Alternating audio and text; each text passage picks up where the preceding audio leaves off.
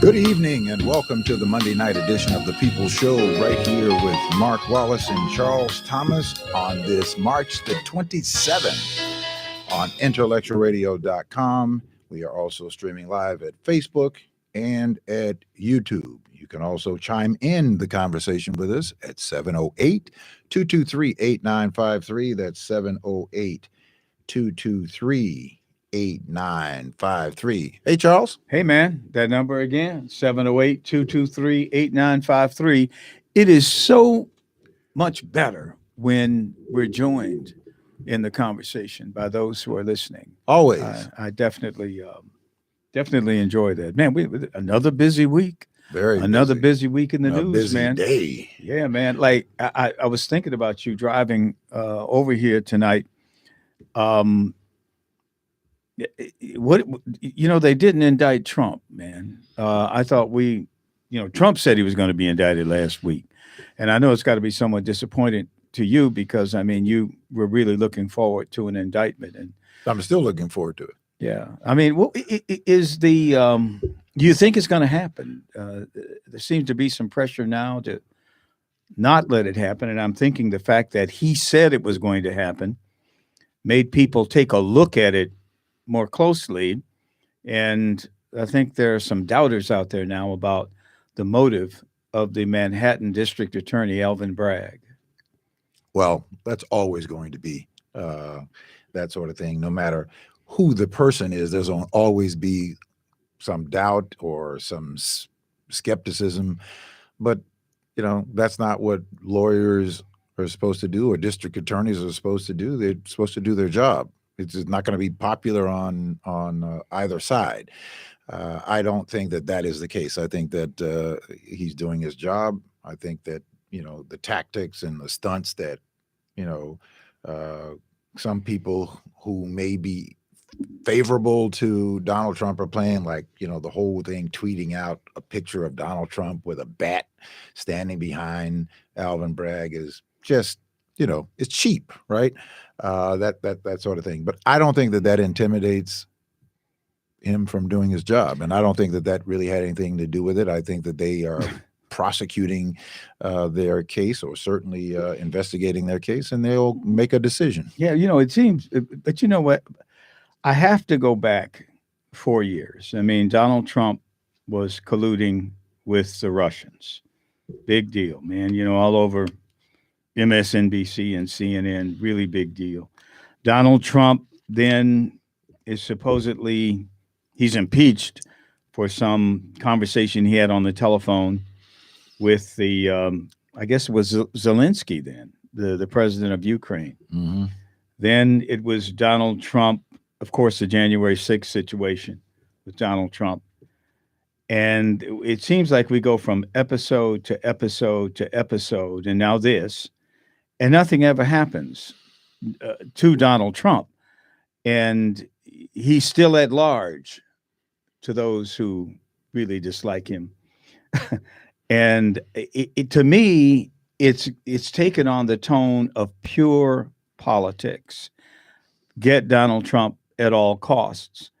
And at this point, he's not even president. And there is a school of thought out there that says you keep after Donald Trump, the stronger he becomes. See, I've said this many times. I do not want to see Donald Trump as the Republican nominee in 2024. I don't want to see that. But if this kind of thing keeps happening, and these people with what is referred to as Trump derangement syndrome continue this stuff, Trump just gets stronger in his base. And it distresses me, because when this kind of thing happens and Trump becomes stronger in his base, that means he could be the Republican nominee in 2024. And quite frankly, that makes me very uncomfortable, because I know at that point the division in the country will continue, and we'll go through another 4-year cycle of all of this craziness surrounding Donald Trump who could only serve for another 4 years in any event. And he's just a person. Now, I'd love to see a lot of his policies restored. I'd love to see world peace again. I'd love to see the border secured. I'd love to see, the economy rebuilt. But man, I'm tired of this. I'm tired of the division over Donald Trump.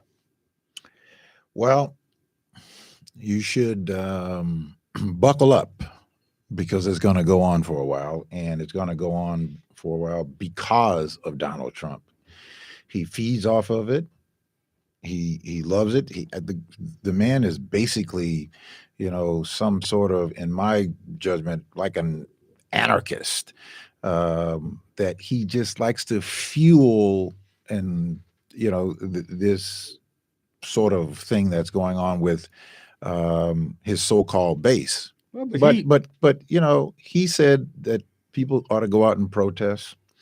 And boy, they went out in mass numbers. One. Well, I think One the other thing I didn't mention, of course, in that comment a minute ago, is this raid on his house. I mean, that was another big deal. They raided his home in Florida, and of course, that has gone nowhere.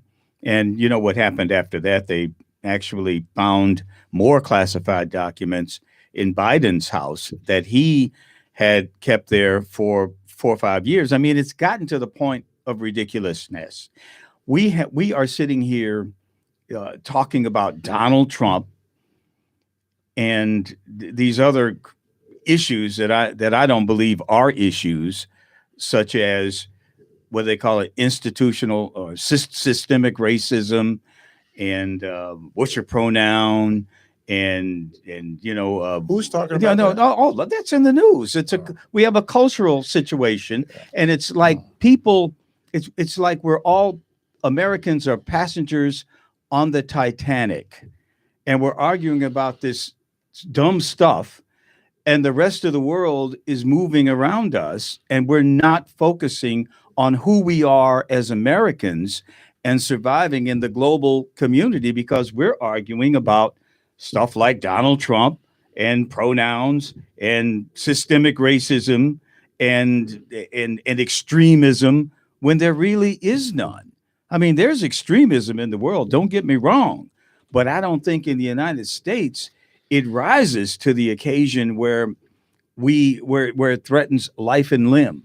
And also our economy is falling apart.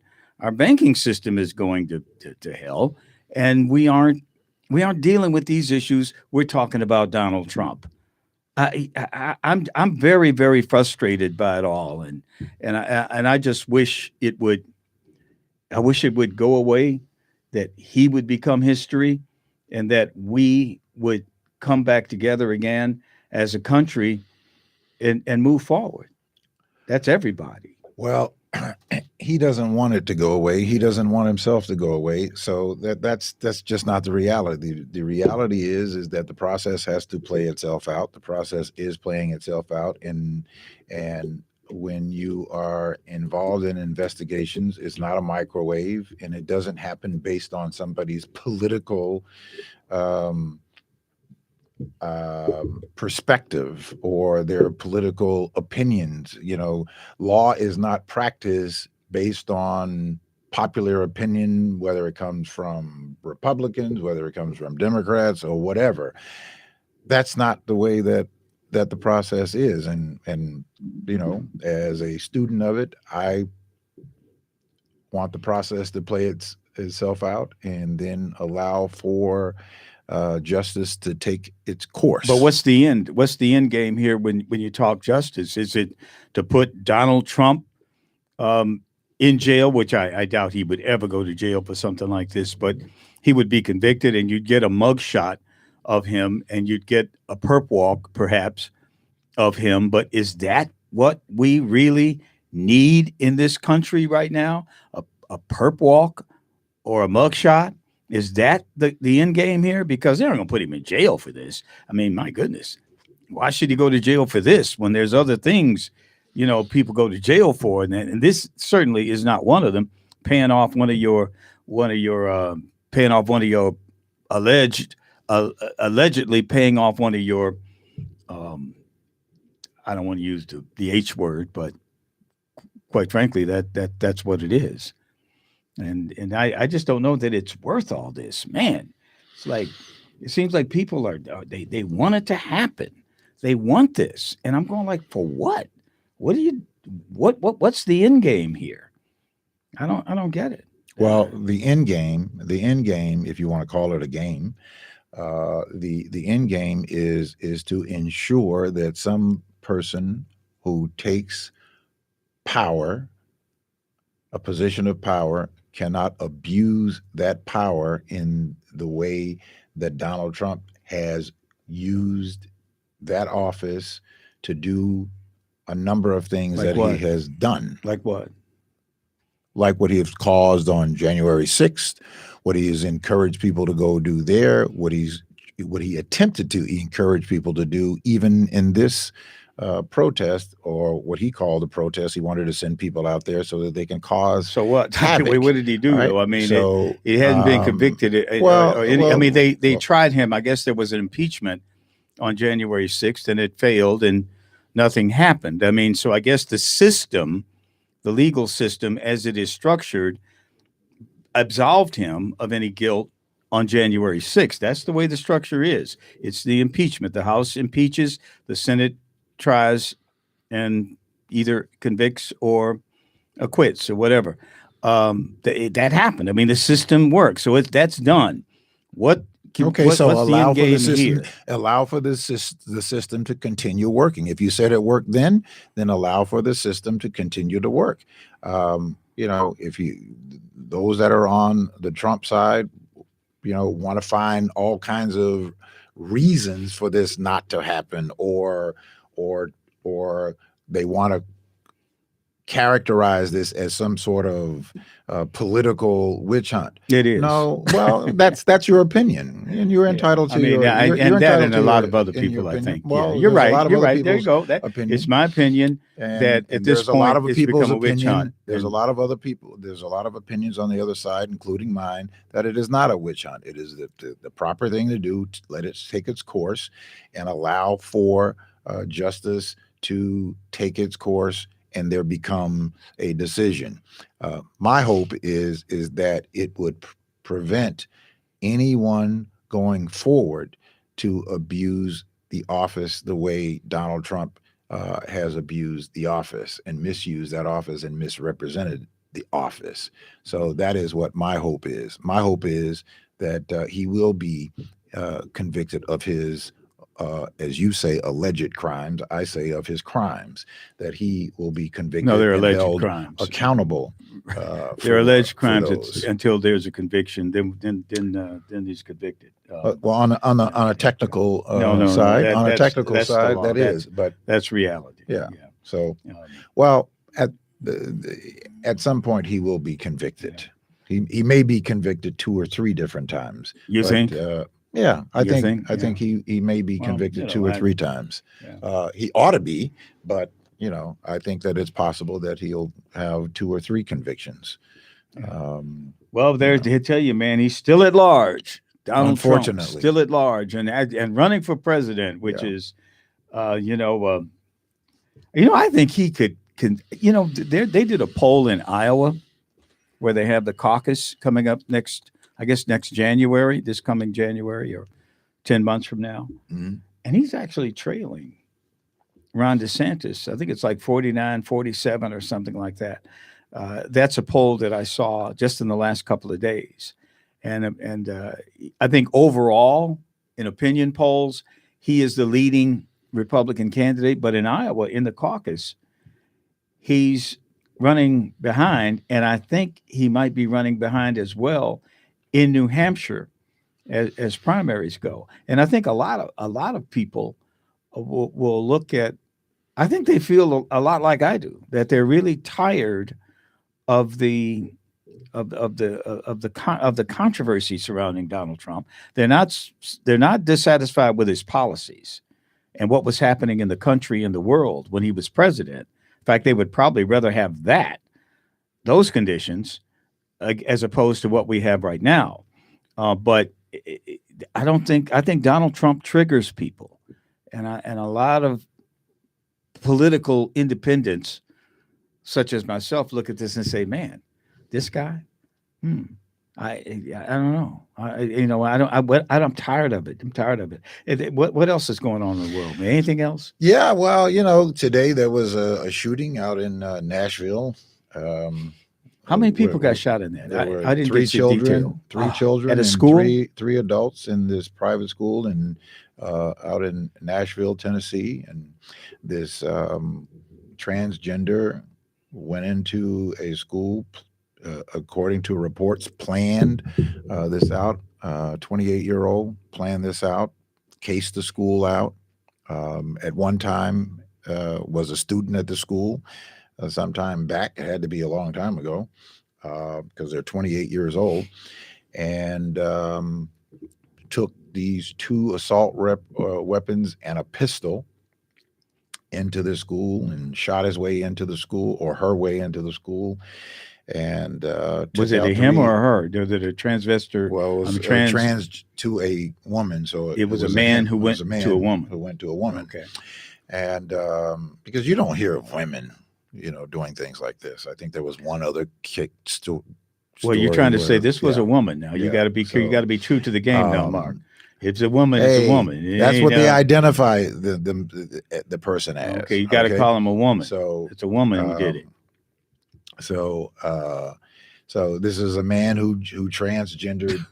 You can't do that, man. That's you're a bigot of some sort. I'm just telling you what they reported. But I'm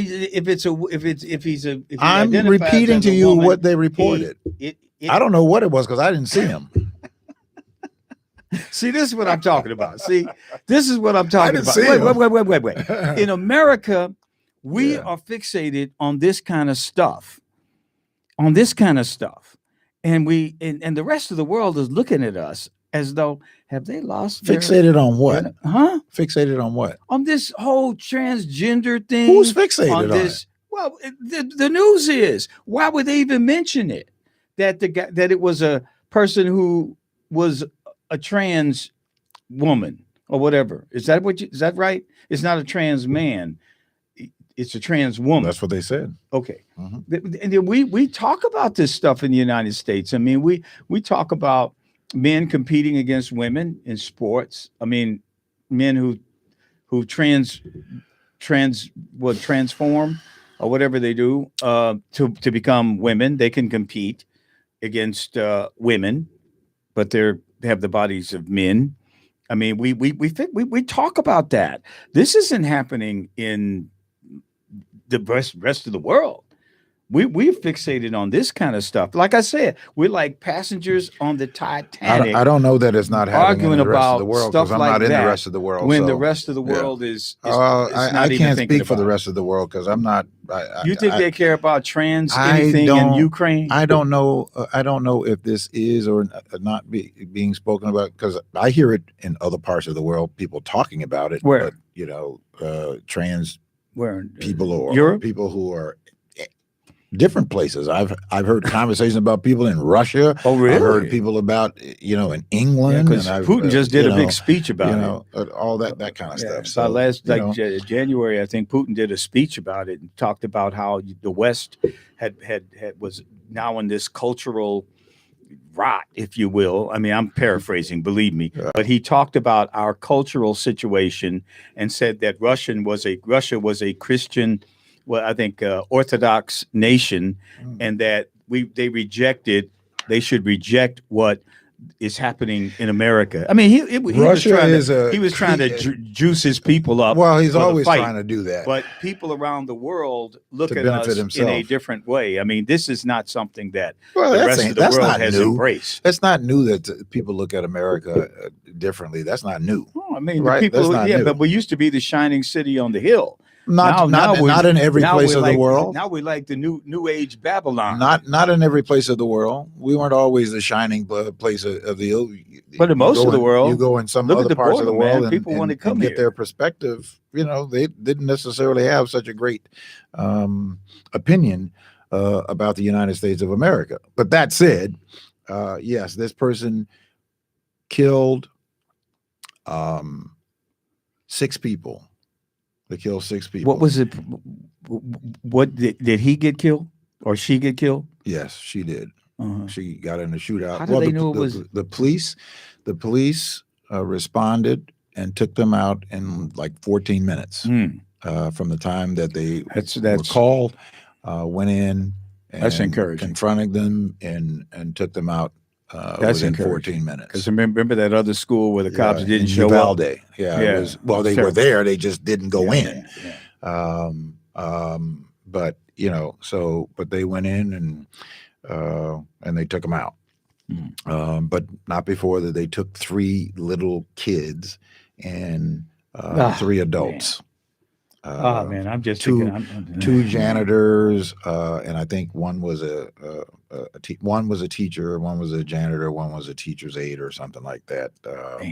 That got taken. I mean, it's horrific that children can't go to school, which was supposed to be, and at one time was the safe haven.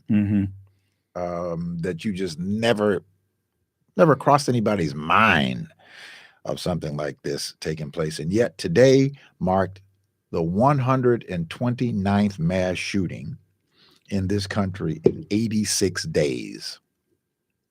129. Yeah, that when a mass shooting is more than 4 people getting shot. They had one of those, I think, they had one of those in South Shore not long ago, right? Mass shooting. Yes. Yeah.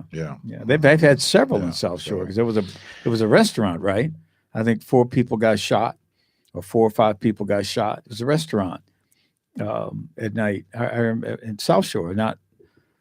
Yeah. I can't remember where it was. You're familiar with it, right? Yes. Yeah, I am. But so again, here we are again. Nothing's gonna happen about it. It'll have some conversation about it, but they won't do anything about this. I think they said there's like 30 million assault weapons, rifles owned by private citizens. Probably more than that, man. So an assault weapon. When they talked about these AR-15. Yeah, I know but long rifles. Yeah, an assault weapon. If you're back in 1776, and you had a bayonet on the end of your musket, that was considered an assault weapon, because a bayonet was those guys use bayonets as much as they use bullets, but that was an assault weapon. I mean, and I don't know what they're going to come up with next, in terms of weaponry, because weapons have evolved over the years, and at some point, but it's in the. We talked about this last week. It's in the Constitution, and you got to change the Constitution in order to keep arms out of people's hands. Well, I wish we had enough people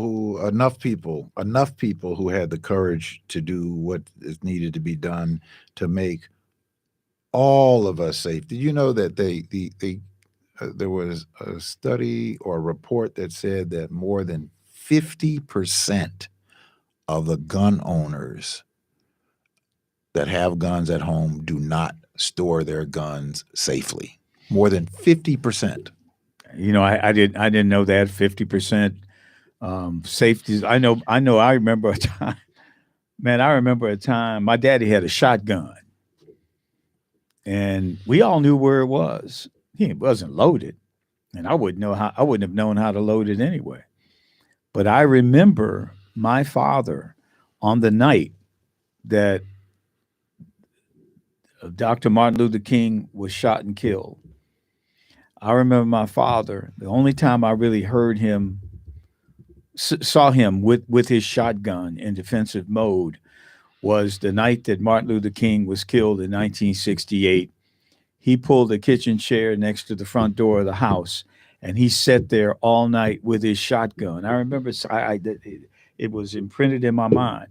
And he felt at that point that with America in the condition that it was in that night, and there were riots breaking out all over the country, my father felt it necessary to sit by the door with a weapon. And I suppose he felt good about having a weapon, at that point to defend his house and his family. And if I go back to that moment, that night, when literally all hell was breaking loose in America, that people felt a need at that point to have personal protection because the country was coming apart. And there is no guarantee that the country might not come apart again at some point in the future, or even next week for that matter. Who knows? And that's the rationale that a lot of people have for having long guns in their home. And how do you reconcile that with these nut cases that go out and take one of those weapons and they start using it to shoot innocent children? It's a dilemma. But believe me, there are a lot of people who believe that to protect themselves and their family from civil disorder that we really haven't experienced in this country recently, but it does happen.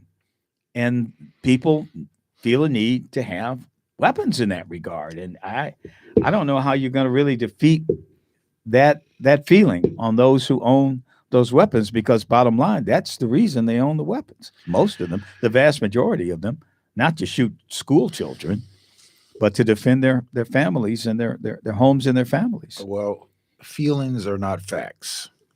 Feelings are not facts. So to date, Gun Violence Archives, this non-for-profit group that keeps tracks of this, to date, the total number of gun violence deaths, 9,887 in 86 days. How many? 9,000. These are gun violence. Gun violent. Yeah. Do deaths. they break it down on how long guns and how? Well, they don't break it down on long guns. Well, 9,887 homicides, murdered, suicides, 4,211 suicides, 5,676 with long guns. No, of the 9,887, 5,676 of them were suicides. Mm-hmm. Wow. So, and they were probably done with handguns. I can't imagine. Probably. Yeah. Whatever the case may be, it was a gun. Yeah. Well, it was a gun. But I mean, it would be very difficult to go after handguns with the Second Amendment in place. Yeah, I mean, because the Second Amendment can be repealed, man.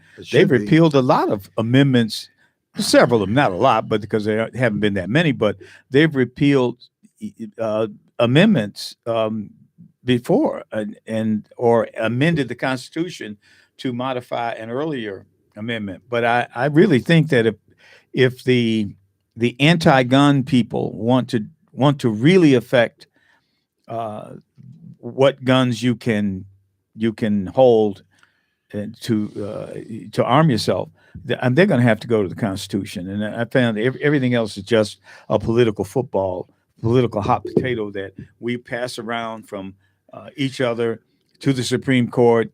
They throw it back to the district courts, and quite frankly, because everybody can't get around the Second Amendment. Well, there's not enough people who want the Second Amendment repealed. Absolutely. Right? Absolutely. So there you go. You just hit it. That's why it won't go away. But if guns were the answer to protection and safety, from these numbers, but from the government, it's not from. But these numbers don't indicate that. Hold on a second. 2016, there were 15,139. 2017, there were 15,742. 2018, 14,943. 2019, 15,509. 2020, 19,558.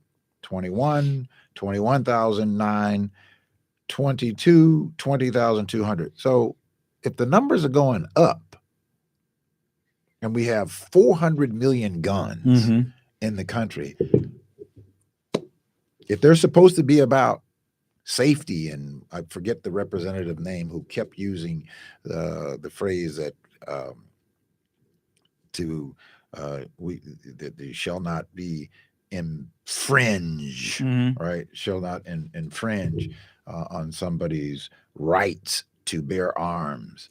But if it is to protect themselves, you are 3 times more likely to die by your own gun, according to these statistics. 5,676 people, if they didn't have guns, would still be alive today. I don't Okay. take issue with any of those statistics. So- I mean, it seems logical to me what you're reading to me. My only contention is that the reason that people keep guns, particularly long guns, is to defend themselves and their families from general disorder in the country and from the government.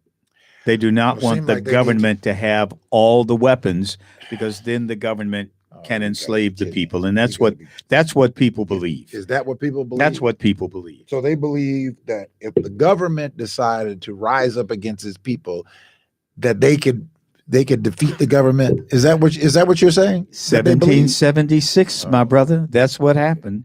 That's right. exactly what happened. Farmers Okay. got their muskets and they took on the British Army. And All guess right. what?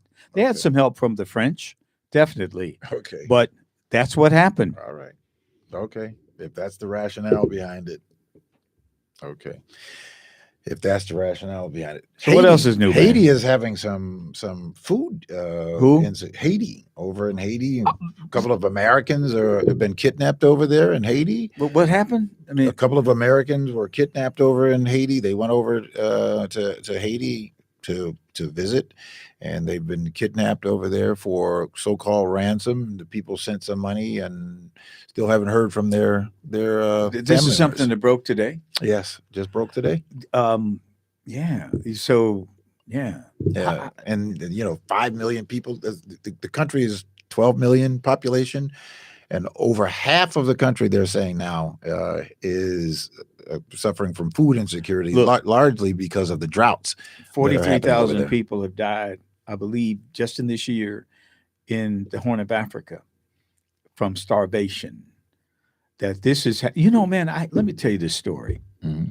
It was last Thursday. My wife and I we drink a lot of coffee, and we like to make it with purified water. Okay. Because it tastes different from when the hydro water. Mm-hmm. So I said, we didn't have any water in the house. And I like to drink bottled water. So you don't drink the Lake Michigan cocktails anymore? That, man. I just don't, and maybe that's, call me bougie, whatever. I just don't drink the hydrant. You said it. I didn't say it. Okay, I'm going to say it. I'm going to admit it. I'm going to confess. I like to drink the bottled water. In fact, anyway, so it's 9:00 at night. I don't go out at night, not in my neighborhood, because it's dicey, right? Where do you live? North side. I mean, I live in the West Loop, but I live in the south of Madison, but I live in the West Loop. So I'm going to drive to a Jewel on Des Plaines Avenue, just north of Fulton Market, right? Because that's the nearest Jewel. Mm-hmm. I go in there to get the water, and they don't have any water, right? Man, I'm like, what's up? People clearly are hoarding the water. Okay, that's a different story for a different day. But I get some pop, and I buy some berries or something like that, and I come out to my car. Man, a guy pops out of nowhere in the dark. Popped out of nowhere. I said, oh my goodness, this is the one. This is the time. And I'm out here by myself. You know what I mean? I was by myself. Mm-hmm. You weren't by yourself. Because I don't carry anything. But you weren't by yourself. But I wasn't. I was by myself. You were covered by the blood. I was covered by the. Thank you, brother. I love that in you. But anyway, my brother says, "Hey, you got any change?" And I'm going, "Oh man, this is the first line of whatever." And I said, "No, I don't. All I got is credit cards." And I'm kind of backing away as I'm saying that. And he says, "Oh man, I'm sorry. I just thought maybe you might have some money." So I started a conversation with the brother. And we went on for 10 minutes. He told me his life story. He said he grew up in Maywood and and get up. He was in the penitentiary many, many years ago. He's 53 years old and was living in a tent under Wacker Drive. I said, man, that's a long way from here. He says, yeah, but this is the only place that's open right now that has food. I said, well, he said, look over there. And I did. It was other people doing what he was doing. But they had come to this jewel because it was a place where there was food. They were not begging for nickels and dimes to go out and buy some crack. Oh, no. These people were hungry, man. They went to Jewel because this is a place that has food. It struck me because I see homeless people all the time, but not as honest and straightforward as this brother was. And he was basically saying that people come here because they hope that somebody will give them something out of their bag so that they'll have something to eat. Sometimes they'll ask people who are going in the store to buy them something. And I'm going, this is America, man. This is Chicago, third largest city in the country. And we got people now that have now been reduced to begging for food as though you were in Calcutta or some godforsaken, excuse my expression, but third world country begging for food. And it shouldn't be. It should not be. It shouldn't be. Mark, that should not be. That should not be. And it shouldn't be in Chicago. It should be nowhere in America. Should be nowhere in America. Shouldn't be anywhere in the world for that matter. Right. It should not be. Right. And I think that that is, I'm glad you had that experience. Well, I'm glad you had that experience. It's the food thing that got me. But I'm glad you had that experience all the time.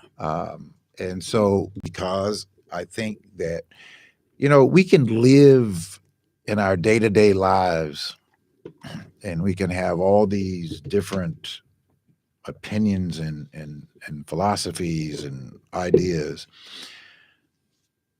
But there are people who are struggling to just have the basic needs that ought not be in this country. Let me give you a postscript real quick on this guy, because I think it also feeds into something else. He was very, expressive. He could express himself. He spoke great English, the whole thing. But he lost his job. Tell you, how did he lose his job? He got bitten by a dog, and the dog took a chunk out of his leg, and so he was disabled for a period of time after that.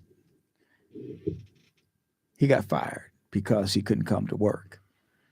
In other words, there was no sick leave. There was nothing that. No protections for him. No protection for him. So he lost his job, and that started the spiral that ended up to what they call them, single room occupancy hotels. SROs. Onto the tent, where he had to use propane to cook and start whatever kind of fire he needed when it got extraordinarily cold in a tent under Lower Wacker, under Lower Wacker Drive. And that was part of the story that he told me. But I found it interesting that he got fired because he was sick. Right. Now, I think there have been some law change recently that provided some sick leave for people in all jobs. Which absolutely was necessary, but you shouldn't be fired because you're sick. But that's what happened to it. That's a lot of where people who sit in ivory towers make decisions without understanding or caring. I won't say without understanding, but without caring about people at that plight. We got 65,000 people who are unhoused in Chicago. I know. 15,000 of them are children. And, I was telling you about the story that broke today about the people in Haiti that are on the verge of starving. 5 million people, almost half of the population there, are almost starving. Gang violence, 500 people, 500 people are dead in 86 days in Haiti. in Haiti. Right. So Well, these are the kinds of things that I find to be important, but I find not to be addressed, if at all. a lot of the food insecurity in the world is because of what's happening right now in Ukraine, because Ukraine basically is one of the most productive places when it comes to agriculture in the world. I mean, we think of, Kansas, Nebraska, Indiana, Illinois, but no, in Europe, it's Ukraine. And what happens is when that grain is not getting out of Ukraine, it disrupts the market elsewhere in the world. And then the money begins to flow to those countries that have it. I mean, the food, I should say, begins to flow to those countries that have the money to buy it, and Haiti doesn't have it.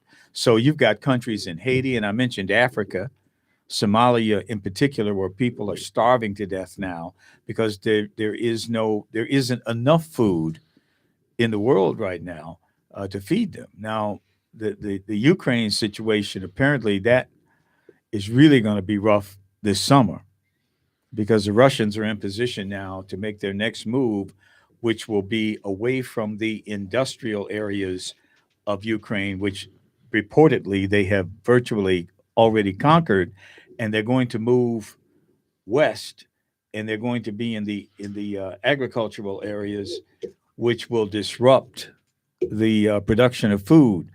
I mean, it could be a very, very, very difficult situation in the world, places like Haiti and other places in Africa, when that happens, because all that Ukraine provided, and it was a large percentage of what the world provides, will not or would not be available if this conflict over there continues on through the summer. Well, look, hopefully whatever conversation that he had over there with Xi Jinping, hopefully that he had a conversation where they could negotiate a deal for that conflict to end, hopefully. Well, the Americans have to come around. That's for one. I mean, the Americans are talking about as long as it takes, like they're going to be there forever. Wait a minute, man. As long as it takes to negotiate, because bottom line, the only way you're going to stop shooting at each other, for people to stop shooting at each other, is to negotiate a settlement. Every war that was ever, well, I should say most wars that have ever occurred did end with some kind of negotiated peace. Every conflict will ultimately end with some sort of negotiation, but what that negotiation will be, nobody knows, but we'll see what happens. Tornado hit Mississippi. EF4, the status EF4, and it stayed on the ground for 59 miles. They said less than 1% of all tornadoes ever travel that far. Yeah. And the devastation was the devastation is just horrible. Yeah, just horrendous there, and mostly in a very predominantly Black community that got devastated Really? by this. Well, I mean, this I guess tornado. a lot of communities in Mississippi are predominantly Black, Yeah. particularly the rural communities. Yeah. So another innocent woman shot and killed in Mississippi by police officers that were chasing. It was a car chase. Car chase ended. 3 people ran from the car, and the police officers, while they were running away, were firing at them running away, and shot into a woman's house. Well, and cops do that, and the woman died. Well, that's what they do. That's the problem that I have with this unleashing police officers to hunt people down like rabbits. But wait a minute. So once these guys What were they in a stolen car or something like that? Well, I think that it was a stolen car. yeah, and they ran away. They ran away. Three of the guys jumped out of the car and were running away. So, And the so police the cops, officer got out of his car, came around in the pitch of the night, shooting at the people running away. and one of the bullets went into a house and killed a woman. Yes. I don't think that shot the woman in yeah. the arm and she died. She blind, but if people get shot in the arm and leg, they die, man. It's Yeah. only on TV Yeah. where you get winged and you keep Yeah. fighting. No, that doesn't Yeah. happen. But the thing is, did the cop, when you think about the cop, was it his fault? Was it the cop's fault? Was it the cop's fault? If you look at the video, he didn't have to go shooting Yes, at I mean, them. but What was it? They weren't shooting at did him. Did the cop shoot the woman with some kind of intent to injure the woman or kill the woman? No, he didn't. I mean, the cop in that case. So you're saying it was justified? I'm saying no. It's never justified when somebody dies who wasn't involved. But in terms of punishing the cop, I don't believe. I think the cop was doing his job. He was chasing a car thief. Now, perhaps they needed regulations in that police department that you don't fire at running suspects unless they turn and threaten you. If that didn't happen, then that didn't and he happen. violated. That didn't happen. I don't know what the policy is. Well, the but policy the person seems to be a didn't turn problem. around and shoot at the cop. The cop What? got out of his car. The person shot at the cop? Did not. Okay. The person Okay, was fine. running away. Okay, they were jumped running out of the away. car I'm saying running away. the police department at that point probably needs to have a rule such as the rule they have in Chicago that you don't shoot at fleeing suspects. But if that suspect turns at you and he threatens your life, of course you have to shoot. But you can't shoot at a fleeing suspect. But I don't think the cop should be up on any kind of murder charge. If he violated a department policy, that's a different story. He violated a general order. But if he didn't, in Mississippi, maybe they don't even have those kinds of rules. I can't see how you hold a cop Based responsible. on the video that I saw, there was no reason for that police officer to pull his weapon to come around that car when these people are running away. Well, I mean, pull his weapon to shoot towards, Yeah. residential housing. And you don't think like that. You're not thinking like well, that. there was no reason for him to. They need to be thinking. You don't think like that. Is the problem. I took this course at the Chicago Police Department, where it was part of the training, and they let us reporters go through the training, and they came up with these different scenarios where they would have things pop out, and you had to make a split second decision on whether or not to use your weapon. And sometimes a person would come out of the side and they were holding a cell phone. And you had to make a decision in seconds that was a cell phone, not even a second really, that was a cell phone and it wasn't a gun. And you had to make these decisions very quickly. Quite frankly, I shot some innocent dummies in the situation because it happened so fast. Were these dummies coming towards you? Yeah, they I didn't have any running away. They would all pop out, and you would see whether or not they had a gun, or maybe they were holding a cell phone, maybe they were holding an umbrella. But you were in a situation where you were answering a call, and you didn't know what was going to go down. I mean, being a police officer is a very stressful, hard job. Being a police officer in certain areas is a very difficult job. I'm not discounting that at all, because I have friends of mine that were police officers that I'm glad that they were able to work 30 years and retire unharmed. And I know people from where I grew up that were police officers. It is, it is a very tough job. It is a very tough job psychologically. It's a very tough job emotionally. It's a very tough job physically. And however, that you have to make judgments. There are those situations where those decisions are tough. Those decisions are tough. But in this situation, there was never a threat. There was never a threat. But you don't know And that. Yes, we do, because the video shows No, it. The video absolutely shows it. But as a police officer, you don't know until you have that person subdued whether or not the person was armed. You don't know. You just don't know. Charles, you don't know. Charles, in this situation, you do know because you have the video that showed the But entirety the video of the showed scene. it, but the video wasn't there. The video was after the. After What do you mean the it wasn't fact. there? It wasn't there. I mean, the video wasn't chasing the guy. The video does. You don't know what the person heard on the radio. You have to know. see the video. This man, first of all, the police officer didn't get out of his car running. He didn't get out of his car running. He was driving the vehicle, got out of the driver's side and walked around in the pitch black of night. There you go. There you go. Walked around a car with three people who had left the stolen vehicle. Who was he shooting at?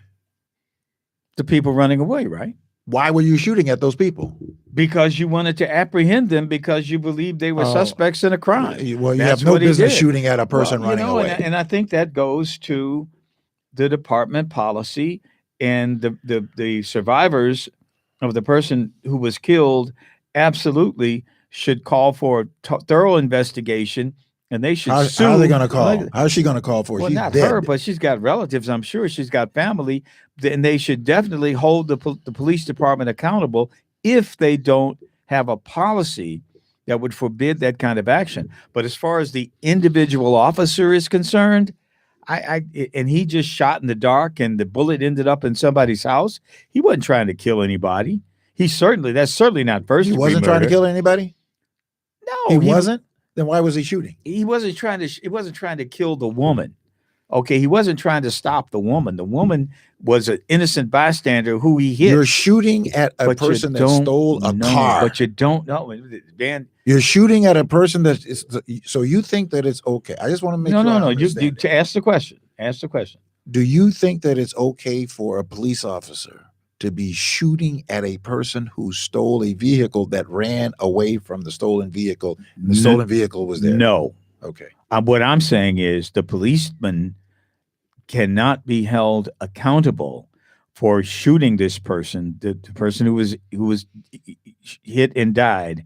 He cannot be held personally responsible for that because he's in a situation where he just doesn't know what's going on, and he's got his weapon out, and he doesn't know if he's going to be threatened. First of all, he has no idea. He should never have had. Blame the department's policy. He should blame the department. Now, if he violated the department's I'm not so policy, sure. First of all, I'm not so sure that there was not a department policy because we don't know that. We don't know that. We don't exactly. know that. So I can't say blame the department's policy because I don't know what the policy was. All I'm looking at is the circumstances of what was happening. The car stopped. The people who stole the car got out and ran away. This police officer got out of the passenger side, walked around holding his gun and firing at the people running away. Contrast that to Jason Van Dyke, who shot 16 times into a person who was on the ground and was trying to reload Now that to me qualified as first degree murder, but they didn't charge him with first degree murder. He should have been charged with first degree murder because he violated not only did he violate department rules, he intentionally shot this man 16 times. If he shot him once, that's one thing, but 16 times, that doesn't show intent. Yeah, but you had a commander at the time, Johnson, and Eddie Johnson, people who were on Eddie Johnson at the time, who called it a good shoot. He initially called it a good shoot, and you have the FOP defending this cop who murdered this 17-year-old who was walking away, not coming at anybody, walking away, who jumped out of a vehicle when there were other cops there that did not have their weapons drawn. Oh, so- and he got slapped on the wrist. well, basically, because I think that was a first degree murder charge. Every bullet after the first one. But it should not have even been the first one. Well, it should not have even been the first Should one. not have been the first one. Should not have been the first. And after we saw the video and the fact that kid was walking away, we got that.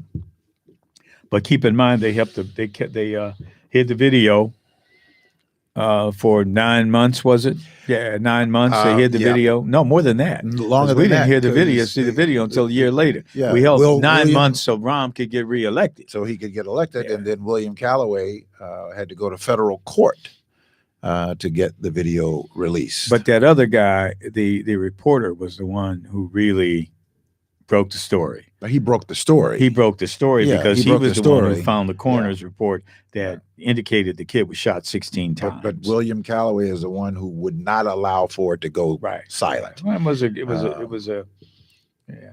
Yeah. So it's these kind of things. Now, there are police officers that are trying to do their jobs, and this is my big frustration and big problem, is because the police officers who go to work every day trying their best to do their job, which is the vast majority of them, they get overshadowed because you have some police officers that go rogue. But then what happens is you have this blue veil that the FOP that protects them, whether it's the FOP or whatever it is in whatever city it is, that protects the rogue cop that went rogue. And I think that is where a lot of other police officers suffer the consequences of the bad actions of a few. And I think that FOPs, whatever unions, first of all, I don't even think police officers should be having unions in the first place. Militaries don't have unions in the first place. But that aside, when a police officer goes rogue, that person should not be covered by any kind of veil. They should be held accountable for their misdeeds. Absolutely. And not putting other police officers who go to work every day to do their job and not go rogue to be treated as though they're this rogue cop. But check it out, man. They just passed Amendment 1 in Illinois that provides collective bargaining rights, underpins collective bargaining rights for public employees. Police officers are public employees. They are, and they will be. And people went out and they supported that idea. Also, what is even more, I think, egregious, if you will, is the fact that in Illinois, public employee unions are allowed to make political contributions so that they can be involved in the system at every level, particularly the political level, which allows them the right to endorse a candidate. Well, it's no worse than having Citizens United.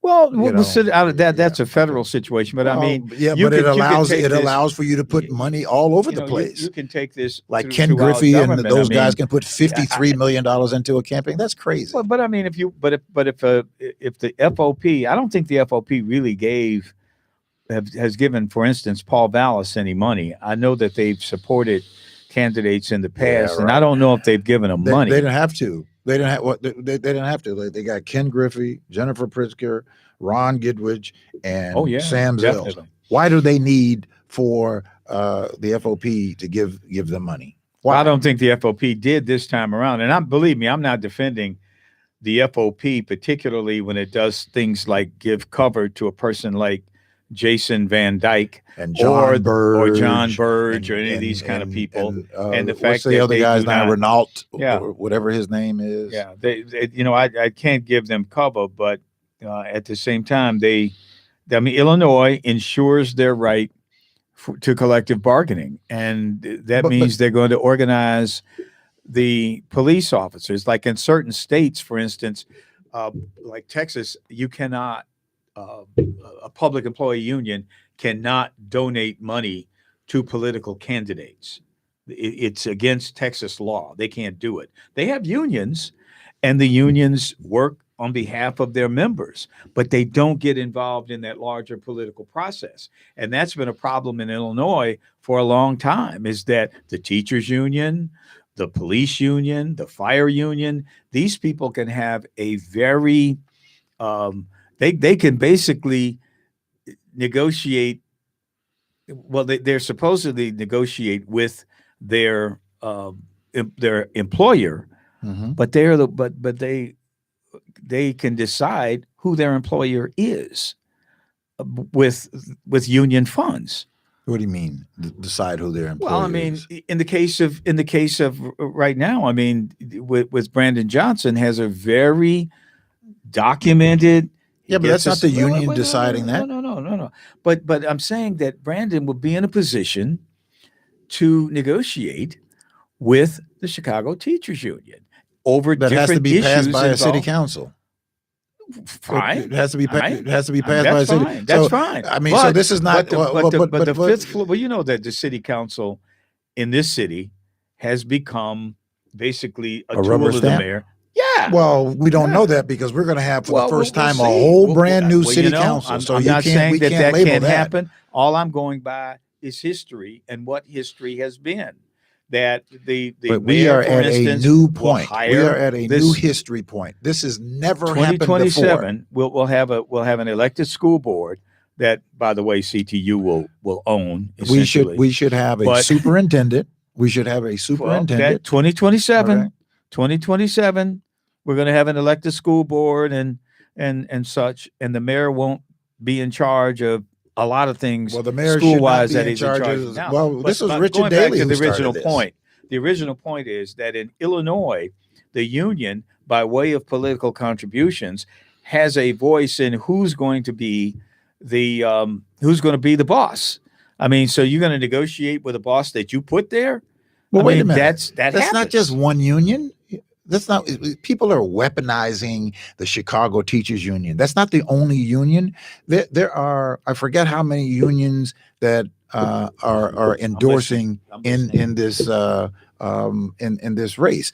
But that's not the only union. But it's the only It is union not the only. It's no, the only it's union not. that has a member running, an active member running, So a salaried organizer running from there. Oh, so no, what? That's So a big what? so. No, That's it's a not. huge so. Look, we are in America, if right? Brandon, Wait a minute. look, if We Brandon, are in America, we right? are in America. But Okay. if Brandon is elected, he will And I have hope to. that he is okay, elected. thank you. But he will have to prove this. He will have to prove that he can stand independent He will of do the that. Chicago Teachers He Union. will Well, do you're that. campaigning now. I'm He saying will do that. he has to prove it. Well, he's He going has to to prove it. Well, you know, if you're If he- confident in that, wait a second. I'm not so confident Wait in a that. second. If he becomes the mayor of If the he city becomes of the Chicago, mayor of the city of Chicago, I want to know that if Jackson Potter or Jesse Sharkey or Stacey Davis Gates, are they going to be treated the same way as anybody else? Or not? Well, Or wait tell a me, minute. I answer wanna that know. question. You think yes, that? Yes. You think And that? Yes, because Like I if know. I call over I there, know, they're I going to know- treat me the same I way. know- He's going to answer my call the same way he would. Why would he answer do Stacey that? Davis Gates. Why would he do that? I'm saying I'm a citizen. No, he's going to be connected. No, He's got connections. Now you conflated to two different things, CTU. Charles. I'm not, man. Yes, you are. Why if the guy? Look, man, this is Chicago.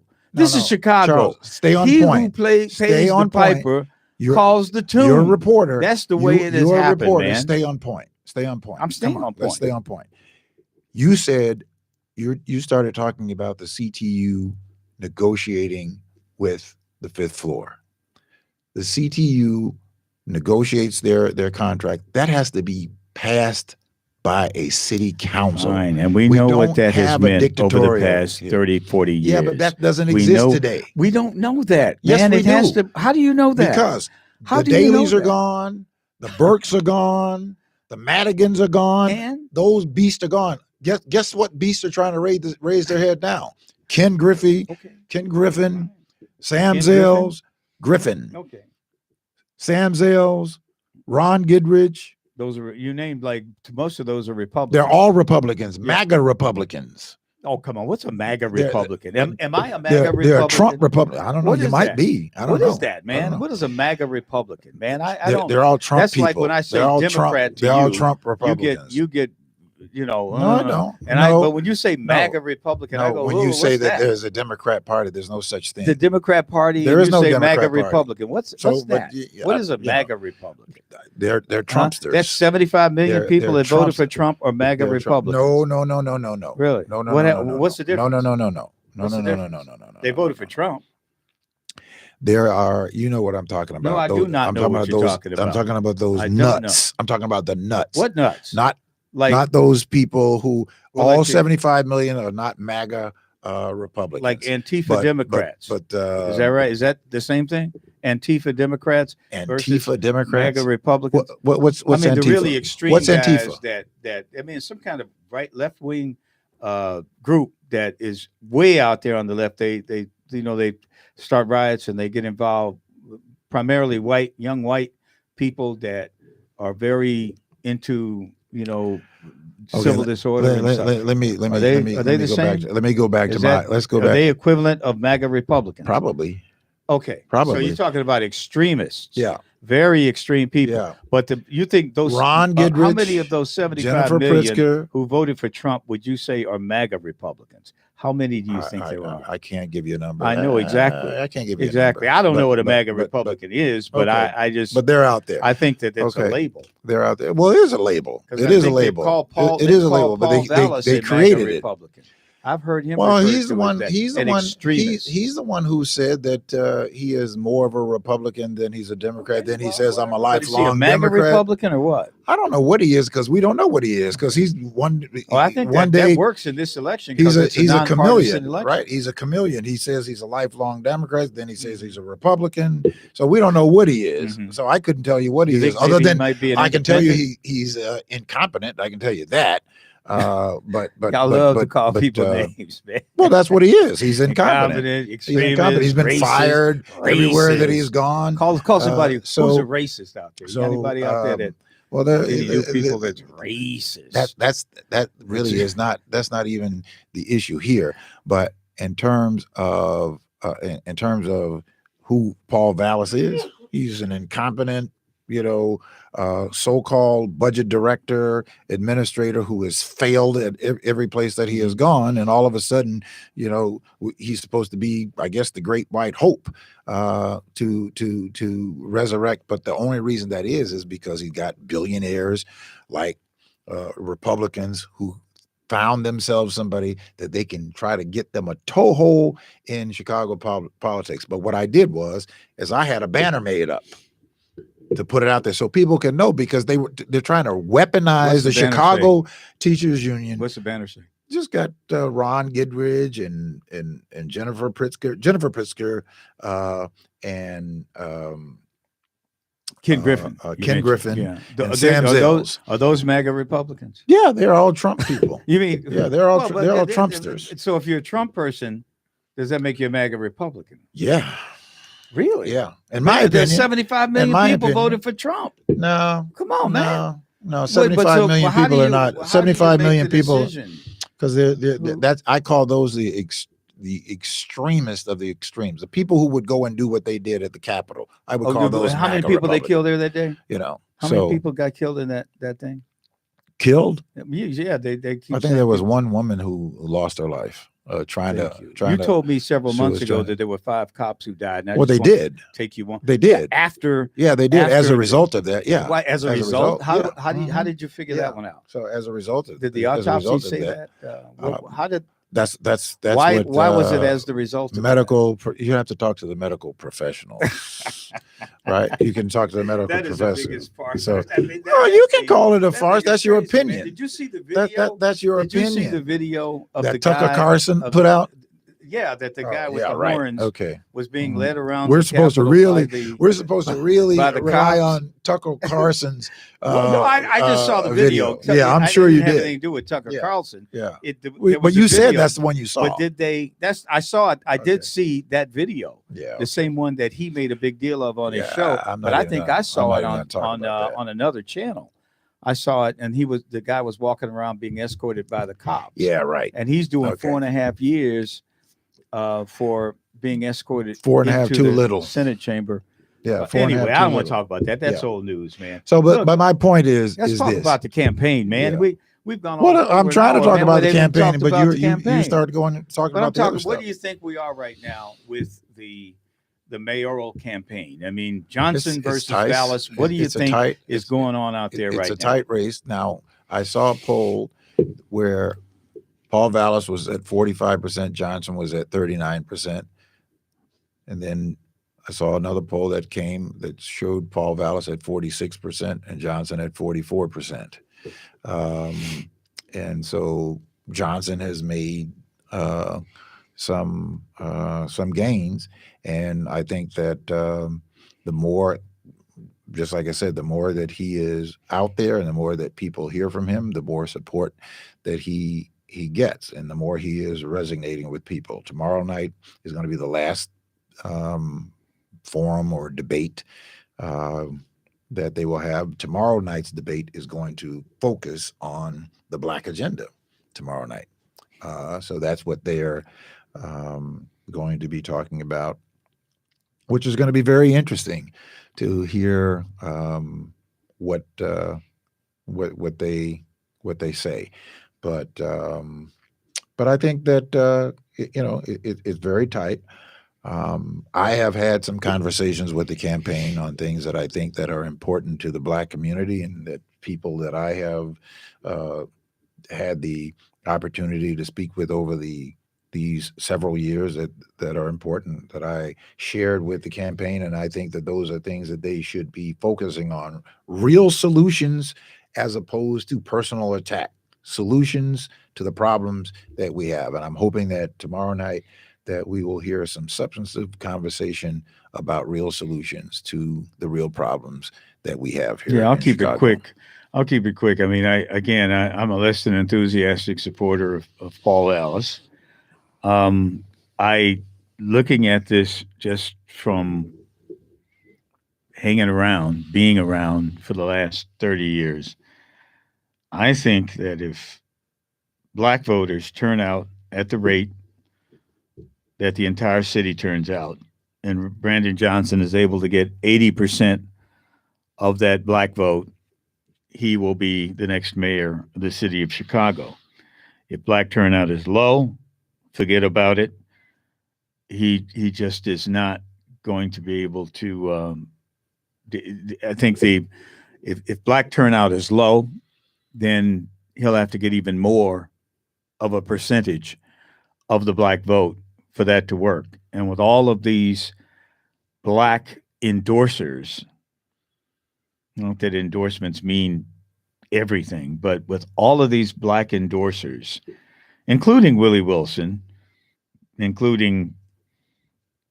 think Willie Wilson in particular, I think Vallis is going to be tough to beat, because I don't know that Black people are going to turn out and vote in those kinds of overwhelming numbers. Chuy Garcia's impact on the race, that's going to be interesting. I think Chuy was exposed during the mayor's race as really not having the political legs under him that everyone thought that he had when they were calling him a front runner. He isn't the standalone kind of politician that can pull that off. He just doesn't have the organization. Brandon, of course, does have the organization, and I think that is that could be the sleeper here. The fact that he can get people on the street and he doesn't have to pay them. I mean, he doesn't have as much money as Paul Vallis, but Paul Vallis has got to pay for everybody. Brandon does not. I mean, there's an army in place that he can take advantage of, and that's the Chicago Teachers Union, which has shown itself to be a prolific vote getting force within the Democratic Party in Chicago and Cook County for many years. And if they turn out on the street and do on the street what is necessary, I mean, Brandon could pull this off. I don't count him up. I think it's a very close race, but I think it's dependent on turnout and the black vote. Well, it's absolutely dependent on turnout. We have to turn out at a minimum of 50% of the black vote must turn out in order for Brandon to have a chance to be successful. That has to happen. But that's for 50% to turn out, that would be almost twice what turned out during the first round. I'm saying it has to be minimum. It has to be minimum. Wow, man, do you think that can happen? You feel that kind of energy out there? I don't, and I don't.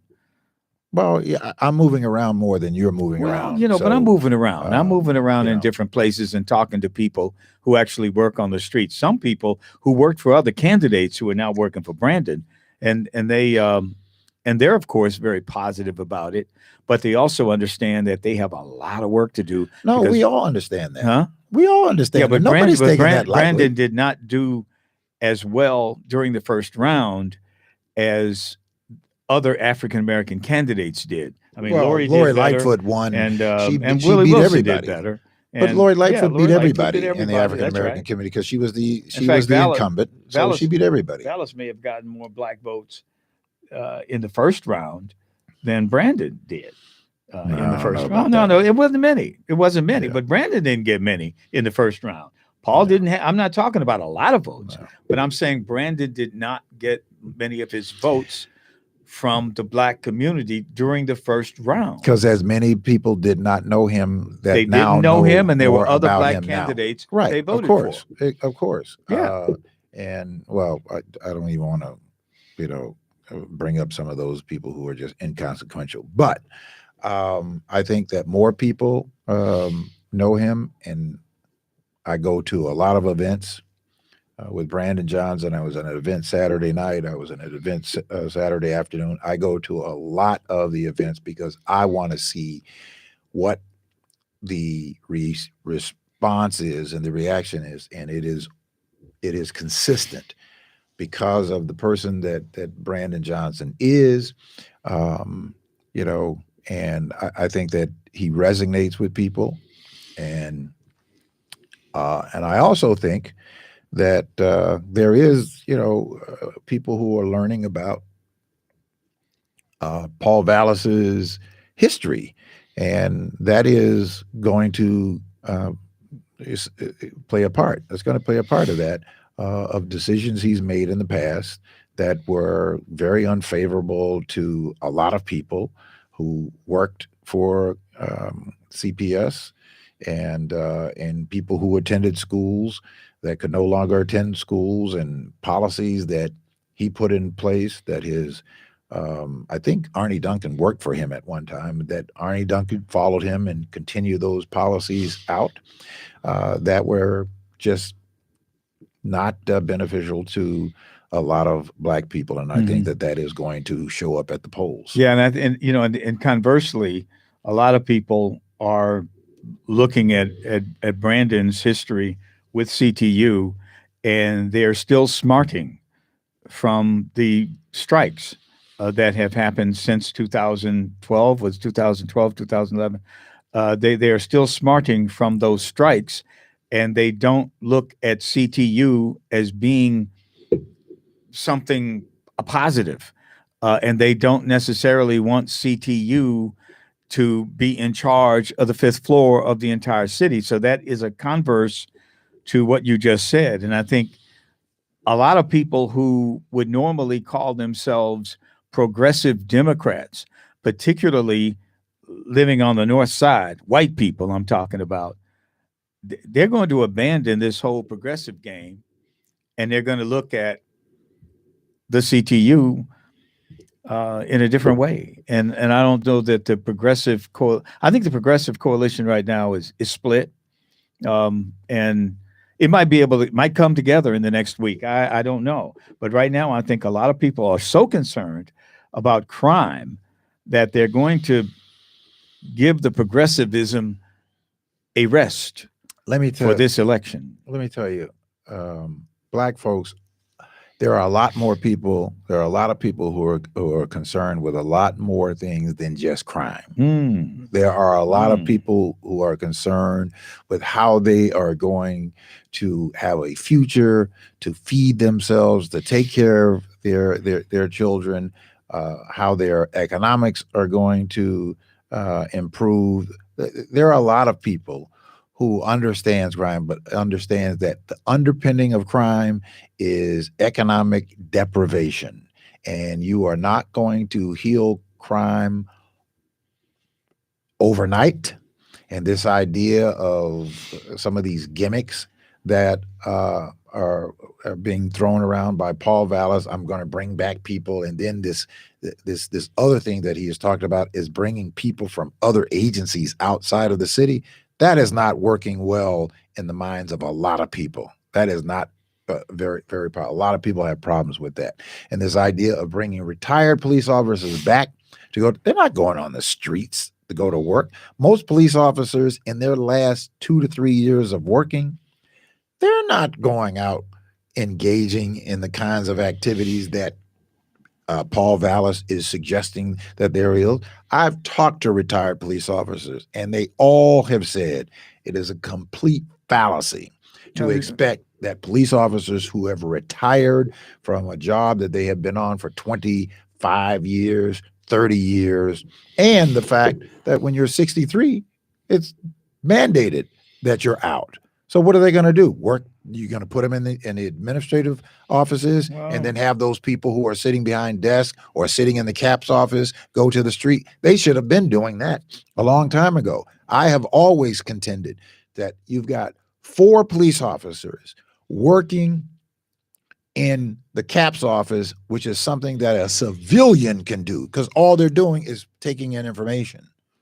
That's really what they're doing. It doesn't take a full-fledged police officer to work in the CAPS office. You got too many people who are working in the desk. And then Paul Vallis says, I'm going to put 1,000 cops on the street. Some of the police officers told me, you got to watch those numbers, because when they say putting 1,000 cops on the street, doesn't mean that they're hiring 1,000 new cops. It means that it is some kind of hybrid. They may hire some and take some that are sitting behind desks and put them out on the street on a temporary basis. So, this is being dishonest about this whole circumstances. I think it was announced today, at least there was a story in the newspaper, I'm trying to find it right now, where the acting superintendent of police is going to do just that. Do what? He's going to bring back officers who have retired, recent retirees. I'm sure they have to qualify to whatever extent. I mean, a lot of cops retire at 50, 55 years old. I mean, they're not, and if you started when you were 20, you can retire at age 45 if you want. Some of those guys, they're offering them their jobs back already. I got to find the article. I saw the article. Okay. I saw the article. I read the article, but to me, it's a gimmick, because some of those police officers, and I've talked to some of the seasoned police officers who have retired, who are saying that even some of the officers that claim that they're coming back are having problems with the union. So they're even fighting with the FOP in terms of trying to make that happen. It's really more of a gimmick than anything else. And it's not going to do anything about the problem overnight that people think that they're going to have. What are you going to take those? You're going to take those retired police officers and put them on the train? Is that what you're going to do with them? Mark, gimmick. It's a campaign. And I'm saying that when you talk about doing something immediately, not root causes, but immediately to provide some immediate relief, that resonates with a large amount of voters. Look, root causes, I'm with you all the way on that. I've been talking about that for 40 years. A lot of people have. But right now, it's a matter of somebody too afraid to get on the red line. That person has that confidence and safety has to be restored, and the mayor has to have a plan to do that. And if he tells people, I'm going to put an officer on every train or on every platform. People want to hear that. That's important to people who are freaked out about the crime. Whether it's a gimmick or not, it's a campaign, and people are saying a lot of things. People are saying a lot of things right now during this campaign that they aren't going to live up to. I know it, and you know it, because we've been around the block a couple of times. But the fact of the matter is, you got to make the voters, got to give them some confidence in you. And Paul Vallis's message is resonating around the city when he talks about having more cops. So he's going to take some retired police officers and put them on L stops. He can do what and think that people, or he can say that he's going to put these retired police officers on L stops, right? You're skeptical. And so I get that. Very skeptical of it. You're skeptical, but I'm saying that a lot of people, because I hear it from police officers, but I hear it from people. I hear it from people who say, I haven't seen a cop all day. I want to see more police. Paul Vallis is sitting there saying, I'm going to give you more police. Brandon is saying, I'm going to work on the root causes. I'm going to do detectives, 200 new detectives, and I'm going to work on the root causes of poverty. There are a lot of people out there that really don't, that isn't resonating with them, because they're saying, I want a cop. I want to see some cops. I call a cop and it takes them 45 minutes to get here. They want, and Paul Vallis is basically taking advantage of that situation. I get that. I told you I was a less enthusiastic voter because I can see through this stuff. I see through it, but at the same time, you got to give people something to reassure them. This whole crime give thing, people a placebo, right? This whole crime thing is about fear. That's It's exactly about fear what of it crime. is. That's exactly what it is about. And they're weaponizing it. They're weaponizing it. It works. They're weaponizing it. Is what they're doing. Every candidate down here talked about crime during this campaign. Every candidate. They had their own. Brandon and Paul. It's Vallis used as a dog different. whistle. It's used as a dog whistle. A dog whistle for what? For votes. For votes. I think it's fairly straightforward. I'm going to give you more police. Yeah. I'm going to give you more police. When does it happen? Huh? When does it happen? I mean, obviously, when can we there's substantively 13,000 of them, so somebody's been hiring police. Okay, and what have we gotten for it? What have we gotten for it? I don't. Right now, it isn't working. Right now, what we have is a lot of crime. That's what I perceive. You can hire 20,000 police officers. You can hire 20,000 police officers, and all you have is 20,000 police officers to respond to some desperate situations. That's what you're going to have. More police officers responding to some desperate situation. The deployment of the police, this is coming from police officers. The deployment of the current police, the current deployment of the police, they said that it is reprehensible.